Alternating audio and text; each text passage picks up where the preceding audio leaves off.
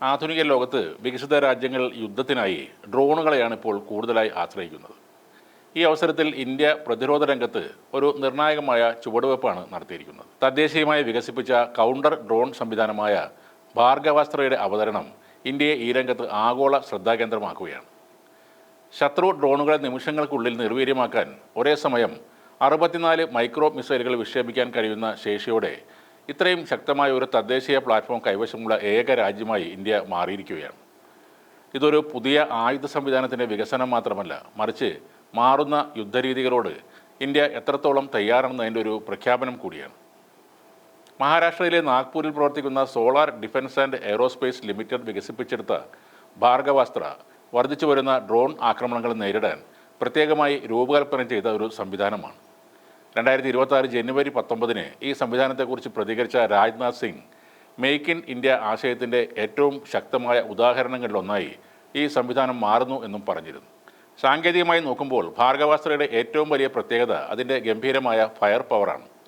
വെറും 10 സെക്കൻഡിനുള്ളിൽ ഒറ്റ സാൽവോയിൽ 64 മൈക്രോ മിസൈലുകളോ റോക്കറ്റുകളോ വിക്ഷേപിക്കാൻ കഴിയുന്ന ശേഷി അതിനുണ്ട്. ആഗോളതലത്തിൽ നിലവിലുള്ള സകല സംവിധാനങ്ങളെയും ഇത് പിന്നിലാക്കുകയാണ്.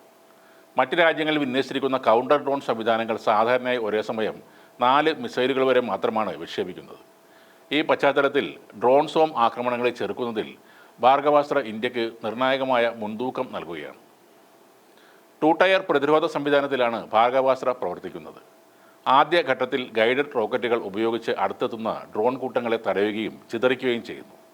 അതിന് പിന്നാലെ രണ്ടാം ഘട്ടത്തിൽ അത്യന്തം കൃത്യതയുള്ള ഗൈഡഡ് മൈക്രോ മിസൈലുകൾ ഉപയോഗിച്ച് ലക്ഷ്യങ്ങളെ പൂർണ്ണമായും നശിപ്പിക്കുന്നു. ഈ മൾട്ടി ലെയർ സമീപനം ഒരേ സമയം നിരവധി ദിശകളിൽ നിന്നുള്ള ആക്രമണങ്ങളെ തടയാൻ ഈ സംവിധാനത്തെ സജ്ജമാക്കുന്നുണ്ട്.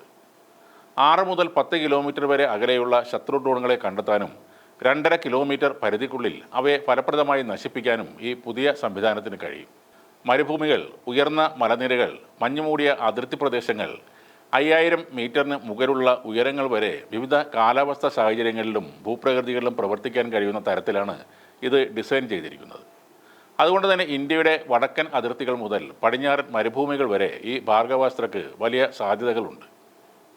S-400 പോലെയുള്ള ദീർഘദൂര ഉപരിതല വായു മിസൈൽ സംവിധാനങ്ങളുമായി കമ്പയർ ചെയ്യുമ്പോൾ ഭാർഗവാസ്ത്ര വളരെ കുറഞ്ഞ ചെലവിലാണ് പ്രവർത്തിക്കുന്നത്.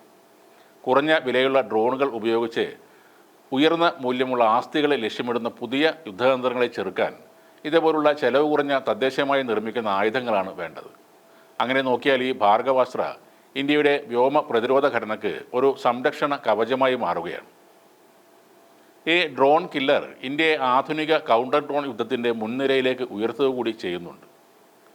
അതേപോലെ തന്നെ ചൈനയുടെ കയ്യിൽ നിന്നും മേടിച്ച വില കുറഞ്ഞ ഡ്രോണുകളുമായി നമ്മുടെ അതിർത്തി കടന്ന് ആക്രമണം നടത്തുന്ന പാകിസ്ഥാന് ഇനി കിട്ടാൻ പോകുന്നത് ശക്തമായ തിരിച്ചടി തന്നെയായിരിക്കും.